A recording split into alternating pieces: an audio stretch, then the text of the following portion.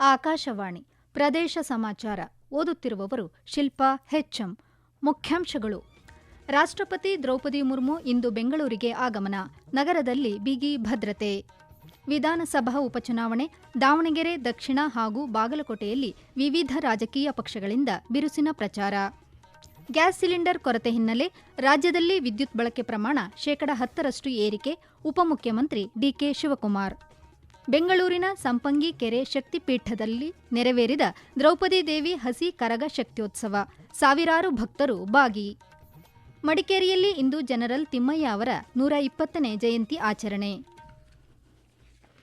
ರಾಷ್ಟ್ರಪತಿ ದ್ರೌಪದಿ ಮುರ್ಮು ಅವರು ಇಂದು ರಾಜ್ಯ ಪ್ರವಾಸ ಕೈಗೊಳ್ಳಲಿದ್ದಾರೆ. ಅವರು ಲೋಕಭವನದಲ್ಲಿ ತಂಗಲಿರುವ ಹಿನ್ನೆಲೆಯಲ್ಲಿ ಬೆಂಗಳೂರಿನಲ್ಲಿ ಬಿಗಿ ಭದ್ರತೆ ಏರ್ಪಡಿಸಲಾಗಿದೆ.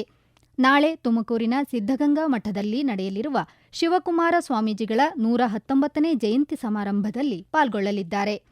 ಮುನ್ನೆಚ್ಚರಿಕಾ ಕ್ರಮವಾಗಿ ತುಮಕೂರಿನಲ್ಲಿ ಬಿಗಿ ಭದ್ರತೆ ಏರ್ಪಡಿಸಲಾಗಿದ್ದು 15,000 ಪೊಲೀಸ್ ಸಿಬ್ಬಂದಿ ನಿಯೋಜಿಸಲಾಗಿದೆ. ತುಮಕೂರು ನಗರದಲ್ಲಿ ವಾಹನ ಸಂಚಾರವನ್ನು ಮಾರ್ಪಡಿಸಲಾಗಿದೆ. ಕಾರ್ಯಕ್ರಮದಲ್ಲಿ ಯಾವುದೇ ಲೋಪವಾಗದಂತೆ ಕಾರ್ಯನಿರ್ವಹಿಸಲು ಅಧಿಕಾರಿಗಳಿಗೆ ಜಿಲ್ಲಾಧಿಕಾರಿ ಶೂಸಬ್ ಕಲ್ಯಾಣ್ ಸೂಚಿಸಿದ್ದಾರೆ. ರಾಜ್ಯದಲ್ಲಿ ವಿಧಾನಸಭಾ ಉಪಚುನಾವಣೆ ಬಿರುಸುಗೊಂಡಿದೆ. ಬಾಗಲಕೋಟೆ ವಿಧಾನಸಭಾ ಕ್ಷೇತ್ರದ ಉಪಚುನಾವಣೆ ಸಂಬಂಧ ಮುಖ್ಯಮಂತ್ರಿ ಸಿದ್ದರಾಮಯ್ಯ ಅವರು 2ನೇ ದಿನವೂ ಕಾಂಗ್ರೆಸ್ ಪಕ್ಷದ ಅಭ್ಯರ್ಥಿ ಉಮೇಶ್ ಮೇಟಿ ಪರ ಪ್ರಚಾರ ನಡೆಸಿದರು. ಮುಗುಳೊಳ್ಳಿ ಗ್ರಾಮದಲ್ಲಿ ಆಯೋಜಿಸಿದ್ದ ಪ್ರಚಾರ ಸಭೆಯಲ್ಲಿ ಪಾಲ್ಗೊಂಡು ಕ್ಷೇತ್ರದ ಅಭಿವೃದ್ಧಿಗೆ ಎಚ್.ವೈ. ಮೇಟಿಯವರ ಕೊಡುಗೆಗಳ ಮಾಹಿತಿಯನ್ನು ಒಳಗೊಂಡ ಪ್ರಗತಿಯ ಪಕ್ಷಿನೋಟ ಎಂಬ ಕೈಪಿಡಿಯನ್ನು ಬಿಡುಗಡೆಗೊಳಿಸಿದರು. ಸಚಿವ ಆರ್.ಬಿ. ತಿಮ್ಮಾಪುರ, ವಿಧಾನ ಪರಿಷತ್ ಮಾಜಿ ಸಭಾಪತಿ ಎಸ್.ಆರ್. ಪಾಟೀಲ್, ಶಾಸಕರಾದ ಯಶವಂತ ರಾಯಗೌಡ ಪಾಟೀಲ್, ಹಂಪನಗೌಡ ಬಾದರ್ಲಿ, ವಿಜಯಾನಂದ ಕಾಶಪ್ಪನವರ್, ಮಾಜಿ ಸಚಿವ ಅಜಯಕುಮಾರ್ ಸರನಾಯಕ ಪ್ರಚಾರ ಸಭೆಯಲ್ಲಿ ಭಾಗವಹಿಸಿದ್ದರು. ದಾವಣಗೆರೆ ದಕ್ಷಿಣ ವಿಧಾನಸಭಾ ಉಪಚುನಾವಣೆಗೂ ಅಭ್ಯರ್ಥಿಗಳ ಪ್ರಚಾರ ಕಾರ್ಯ ಚುರುಕುಗೊಂಡಿದೆ. ಕಾಂಗ್ರೆಸ್ ಅಭ್ಯರ್ಥಿ ಸಮರ್ಥ್ ಮಲ್ಲಿಕಾರ್ಜುನ ಪರವಾಗಿ ಇಂದು ಉಪಮುಖ್ಯಮಂತ್ರಿ ಡಿಕೆ ಶಿವಕುಮಾರ್, ಎಐಸಿಸಿ ಪ್ರಧಾನ ಕಾರ್ಯದರ್ಶಿ ರಣದೀಪ್ ಸಿಂಗ್ ಸುರ್ಜೇವಾಲಾ ಸೇರಿದಂತೆ ಹಲವು ಸಚಿವರು, ಶಾಸಕರು ಪ್ರಚಾರ ನಡೆಸಿದರು. ಬಿಜೆಪಿ ಅಭ್ಯರ್ಥಿ ಶ್ರೀನಿವಾಸ ದಾಸಕರಿಯಪ್ಪ ಅವರ ಪರವಾಗಿ ಮಾಜಿ ಮುಖ್ಯಮಂತ್ರಿಗಳಾದ ಬಿಎಸ್ ಯಡಿಯೂರಪ್ಪ, ಬಸವರಾಜ ಬೊಮ್ಮಾಯಿ ಸೇರಿದಂತೆ ಪಕ್ಷದ ಪ್ರಮುಖ ನಾಯಕರು ಕ್ಷೇತ್ರದ ಹಲವೆಡೆ ಮತ ಯಾಚಿಸಿದರು. ಕೇಂದ್ರ ಸರ್ಕಾರ ಜನರಿಗೆ ಉಜ್ವಲ ಯೋಜನೆ ಬದಲಾಗಿ ಸೌದೆ ಒಲೆ ಯೋಜನೆ ನೀಡಿದೆ ಎಂದು ಉಪಮುಖ್ಯಮಂತ್ರಿ ಡಿಕೆ ಶಿವಕುಮಾರ್ ತಿಳಿಸಿದ್ದಾರೆ. ಬೆಂಗಳೂರಿನಲ್ಲಿಂದು ರಾಜ್ಯ ಕಾಂಗ್ರೆಸ್ ಉಸ್ತುವಾರಿ ರಣದೀಪ್ ಸಿಂಗ್ ಸುರ್ಜೇವಾಲಾ ಹಾಗೂ ಉಪಮುಖ್ಯಮಂತ್ರಿ ಡಿಕೆ ಶಿವಕುಮಾರ್ ಜಂಟಿ ಸುದ್ದಿಗೋಷ್ಠಿ ನಡೆಸಿ ಮಾತನಾಡಿ, ಕೇಂದ್ರ ಸರ್ಕಾರದ ವಿರುದ್ಧ ಅಸಮಾಧಾನ ವ್ಯಕ್ತಪಡಿಸಿದ್ದಾರೆ. ಕಳೆದ 15 ದಿನಗಳಿಂದ ರಾಜ್ಯದಲ್ಲಿ ವಿದ್ಯುತ್ ಬಳಕೆ ಪ್ರಮಾಣ 10% ಏರಿಕೆಯಾಗಿದೆ ಎಂದು ಉಪಮುಖ್ಯಮಂತ್ರಿ ಡಿಕೆ ಶಿವಕುಮಾರ್ ತಿಳಿಸಿದ್ದಾರೆ. 900 ಔಷಧಗಳ ದರ ಏರಿಕೆ ಜೊತೆಗೆ ಸಿಮೆಂಟ್ ಬೆಲೆಯೂ 50ರಿಂದ 100 ರೂಪಾಯಿಗೆ ಹೆಚ್ಚಳವಾಗಿದೆ ಎಂದು ಅವರು ದೂರಿದ್ದಾರೆ. ಬೆಂಗಳೂರು ಮೈಸೂರು ಹೆದ್ದಾರಿಯಲ್ಲಿ ಕೇಂದ್ರ ಸರ್ಕಾರ 900 ಕೋಟಿ ರೂಪಾಯಿ ಟೋಲ್ ವಸೂಲಿ ಮಾಡಿದೆ. ಅದೇ ಹಣವನ್ನು ರಾಜ್ಯಕ್ಕೆ ನೀಡಿದರೆ ಗ್ರಾಮೀಣ ಭಾಗದ ರಸ್ತೆಗಳನ್ನು ಸರ್ಕಾರ ಅಭಿವೃದ್ಧಿ ಮಾಡಬಹುದು ಎಂದು ತಿಳಿಸಿದ್ದಾರೆ. ನಾಳೆಯಿಂದ ದೇಶಾದ್ಯಂತ ಜನಗಣತಿ ಆರಂಭವಾಗಲಿದೆ. ಇದು ಸ್ವಾತಂತ್ರ್ಯ ನಂತರದ 8ನೇ ಜನಗಣತಿಯಾಗಿದೆ. ಈ ಬಾರಿ 2 ಹಂತಗಳಲ್ಲಿ ಜನಗಣತಿ ನಡೆಯಲಿದೆ. ಮೊದಲ ಹಂತದಲ್ಲಿ ಏಪ್ರಿಲ್ 1ರಿಂದ ಸೆಪ್ಟೆಂಬರ್ 30ರವರೆಗೆ ರಾಜ್ಯಗಳು ಮತ್ತು ಕೇಂದ್ರಾಡಳಿತ ಪ್ರದೇಶಗಳ ಮನೆಗಳ ಪಟ್ಟಿ ಮತ್ತು ಸ್ವಯಂ ಗಣತಿ ನಡೆಯಲಿವೆ. 2ನೇ ಹಂತದಲ್ಲಿ ಜಾತಿ ಗಣತಿ ಹಮ್ಮಿಕೊಳ್ಳಲಾಗಿದೆ. ಜನಗಣತಿಗೆ ಸ್ವಯಂ ನೋಂದಣಿ ಆರಂಭವಾಗಲಿದ್ದು, ಸಾರ್ವಜನಿಕರು ಈ ಪ್ರಕ್ರಿಯೆಯಲ್ಲಿ ಭಾಗವಹಿಸಿ ತಮ್ಮ ಮನೆಯ ವಿವರಗಳನ್ನು ನೀಡಬೇಕೆಂದು ಹುಬ್ಬಳ್ಳಿ ಧಾರವಾಡ ಮಹಾನಗರ ಪಾಲಿಕೆ ಆಯುಕ್ತ ಡಾ ರುದ್ರೇಶ ಘಾಳಿ ತಿಳಿಸಿದ್ದಾರೆ. ಕೇಂದ್ರ ಸರ್ಕಾರ ನೀಡಿರುವ se.census.gov.in ವೆಬ್ಸೈಟ್ನಲ್ಲಿ ಮೊಬೈಲ್ ನಂಬರ್ ಮೂಲಕ ನೋಂದಣಿ ಮಾಡಿಕೊಂಡು ನಿಮ್ಮ ಸ್ಥಳವನ್ನು ಆಯ್ಕೆ ಮಾಡಿ ನಕ್ಷೆಯಲ್ಲಿ ಮನೆಯನ್ನು ಗುರುತಿಸಿ ಮನೆಯವರ ವಿವರಗಳೊಂದಿಗೆ 33 ಪ್ರಶ್ನೆಗಳಿಗೆ ಸರಿಯಾದ ಉತ್ತರಗಳನ್ನು ನೀಡಬೇಕು. ಆ ಬಳಿಕ ಬರುವ ರೆಫರೆನ್ಸ್ ಐಡಿ ನಂಬರ್ ಅನ್ನು ಏಪ್ರಿಲ್ 15 ನಂತರ ಮನೆಗೆ ಬರುವ ಗಣತಿದಾರರಿಗೆ ನೀಡಬೇಕು ಎಂದು ಅವರು ಮನವಿ ಮಾಡಿದ್ದಾರೆ.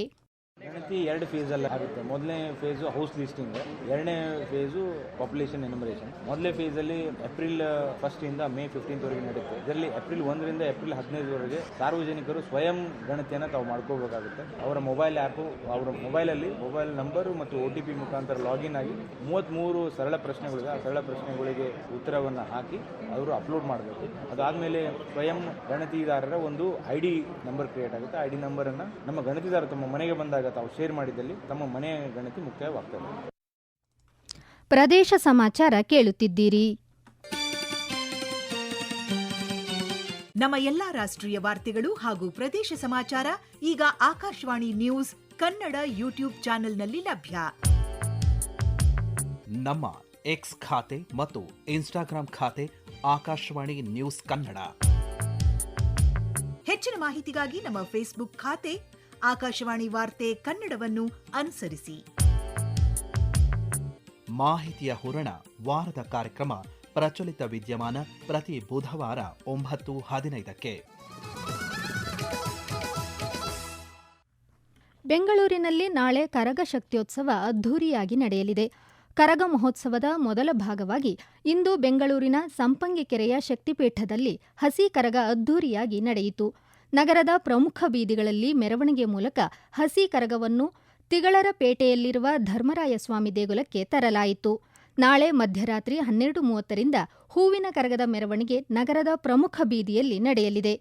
ಕೆಂಪೇಗೌಡರ ಕೋಟೆ ಒಳಗೆ ಸಂಚಾರ ಮಾಡಿ ಸುಮಾರು 26 ಕಿಲೋಮೀಟರ್ ಸಂಚರಿಸಿ ಕರಗ ಭಕ್ತರಿಗೆ ದರ್ಶನ ನೀಡಲಿದೆ. 16ನೇ ಬಾರಿಗೆ ಪೂಜಾರಿ ಜ್ಞಾನೇಂದ್ರ ಕರಗ ಹೊರಲಿದ್ದಾರೆ. ಈ ಬಾರಿ ಕರಗಕ್ಕಾಗಿ ವಿಶೇಷವಾಗಿ ವಿದ್ಯುತ್ ದೀಪಾಲಂಕಾರ ಮಾಡಲಾಗಿದೆ. ಕರಗ ವೀಕ್ಷಣೆಗೆ ಹೊರ ಜಿಲ್ಲೆ ಹಾಗೂ ಹೊರ ರಾಜ್ಯದಿಂದಲೂ ಭಕ್ತರು ಆಗಮಿಸಲಿದ್ದಾರೆ. ಆದಿಶಕ್ತಿ ಸ್ವರೂಪಿಣಿಯಾದ ದ್ರೌಪದಿ ಆರಾಧನೆಗಾಗಿ ಕರಗ ಮಹೋತ್ಸವ ನಡೆಸಲಾಗುತ್ತಿದೆ. ಭಾರತದ ಸೇನಾಪಡೆಯ ನಾಯಕರಾಗಿದ್ದ ಜನರಲ್ ತಿಮ್ಮಯ್ಯ ಅವರ 120ನೇ ಜಯಂತಿಯನ್ನು ಮಡಿಕೇರಿಯಲ್ಲಿಂದು ಅರ್ಥಪೂರ್ಣವಾಗಿ ಆಚರಿಸಲಾಯಿತು. ತಿಮ್ಮಯ್ಯ ಅವರ ಭಾವಚಿತ್ರಕ್ಕೆ ಶಾಸಕ ಎಎಸ್ ಪೊನ್ನಣ್ಣ ಪುಷ್ಪನಮನ ಸಲ್ಲಿಸಿದರು. ಈ ವೇಳೆ ಮಾತನಾಡಿದ ಅವರು, ಜನರಲ್ ತಿಮ್ಮಯ್ಯ ಅವರ ಸೇನಾ ವೃತ್ತಿ ಮತ್ತು ಜೀವನವು ಎಲ್ಲರಿಗೂ ಮಾದರಿಯಾಗಿದೆ ಎಂದು ತಿಳಿಸಿದರು. ಯಾವುದೇ ಆಧುನಿಕ ಸೌಲಭ್ಯಗಳಿಲ್ಲದ ಅಂದಿನ ಕಾಲದಲ್ಲಿಯೇ ತಿಮ್ಮಯ್ಯ ಅವರು ಶತ್ರುಪಡೆಗಳನ್ನು ಬಗ್ಗುಬಡಿಯುವ ಚಾಕಚಕ್ಯತೆಯನ್ನು ಹೊಂದಿದ್ದರು ಎಂದು ಹೆಮ್ಮೆಯಿಂದ ಸ್ಮರಿಸಿಕೊಂಡರು. ಮಡಿಕೇರಿಯಲ್ಲಿರುವ 53 ವರ್ಷಗಳ ಇತಿಹಾಸ ಹೊಂದಿರುವ ತಿಮ್ಮಯ್ಯ ಪ್ರತಿಮೆಗೂ ಗಣ್ಯರು ಪುಷ್ಪಾರ್ಚನೆ ಸಲ್ಲಿಸಿದರು. ಈಗ ಸಂಕ್ಷಿಪ್ತ ಸುದ್ದಿಗಳು. ಮೈಸೂರಿನಲ್ಲಿ ಬಂಧಿಸಲಾಗಿದ್ದ 1,000ಕ್ಕೂ ಹೆಚ್ಚು ಹುಸಿ ಬಾಂಬ್ ಕರೆ ಮೇಲ್ ಮಾಡುತ್ತಿದ್ದ ಮೈಸೂರಿನ ವ್ಯಕ್ತಿಯನ್ನು ದೆಹಲಿ ಪೊಲೀಸರ ವಿಚಾರಣೆಯ ಬಳಿಕ ಮುಂಬೈ ಪೊಲೀಸರು ಇಂದು ವಿಚಾರಣೆಗೆ ಒಳಪಡಿಸಲಿದ್ದಾರೆ. ಗುಡ್ ಫ್ರೈಡೆ ಹಬ್ಬದ ಹಿನ್ನೆಲೆಯಲ್ಲಿ ಪ್ರಯಾಣಿಕರ ಹೆಚ್ಚುವರಿ ದಟ್ಟಣೆಯನ್ನು ಕಡಿಮೆ ಮಾಡಲು ನೈಋತ್ಯ ರೈಲ್ವೆಯು ಯಶವಂತಪುರ ತಾಳಗುಪ್ಪ ನಡುವೆ ವಿಶೇಷ ರೈಲುಗಳನ್ನು ಓಡಿಸಲು ನಿರ್ಧರಿಸಿದೆ. ಯಶವಂತಪುರ ತಾಳಗುಪ್ಪ ವಿಶೇಷ ಎಕ್ಸ್ಪ್ರೆಸ್ ರೈಲು ಏಪ್ರಿಲ್ 3ರಂದು ರಾತ್ರಿ 10:45 ಯಶವಂತಪುರದಿಂದ ಹೊರಡಲಿದೆ. ಕರ್ನಾಟಕ ಮತ್ತು ತಮಿಳುನಾಡು ಗಡಿಭಾಗದಲ್ಲಿ ಇರುವ ತಮಿಳುನಾಡಿನ ಬಣ್ಣಾರಿ ಮಾರಿಯಮ್ಮನ ಕೊಂಡೋತ್ಸವ ಇಂದು ಬೆಳಗಿನ ಜಾವ ನೆರವೇರಿದ್ದು, ಕರ್ನಾಟಕದ ಭಕ್ತರೂ ಸೇರಿದಂತೆ ಲಕ್ಷಾಂತರ ಮಂದಿ ಭಕ್ತರು ಭಾಗಿಯಾಗಿದ್ದರು. ಆಹಾರ ಸುರಕ್ಷತೆ ಮತ್ತು ಔಷಧ ಆಡಳಿತ ಹಾಗೂ ಆಹಾರ ಸುರಕ್ಷತಾ ತರಬೇತಿ ಪ್ರಮಾಣಪತ್ರ ಕೇಂದ್ರದ ವತಿಯಿಂದ ಗೋಕರ್ಣದ ಆಹಾರ ವಹಿವಾಟುದಾರರಿಗೆ ಮೊದಲ ಹಂತದ 1 ದಿನದ ಆಹಾರ ಸುರಕ್ಷತಾ ತರಬೇತಿ ಕಾರ್ಯಕ್ರಮವು ಗೋಕರ್ಣದ ವೀರಶೈವ ಮಠ ಸಭಾಭವನದಲ್ಲಿ ನಡೆಯಿತು.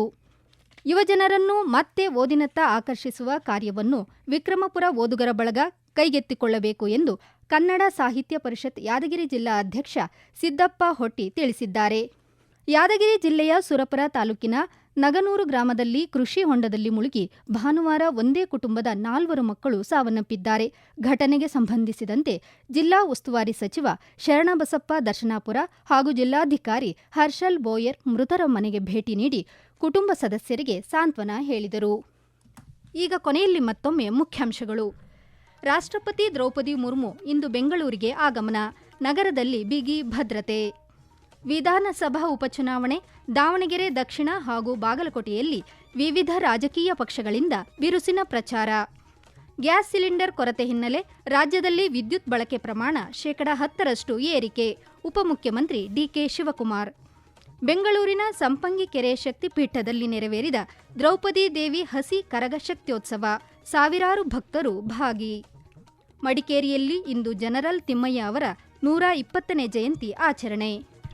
ಇಲ್ಲಿಗೆ ಪ್ರದೇಶ ಸಮಾಚಾರ ಮುಗಿಯಿತು. ನಮ್ಮ ಮುಂದಿನ ವಾರ್ತಾ ಪ್ರಸಾರ ಸಂಜೆ 6:40 ನಿಮಿಷಕ್ಕೆ.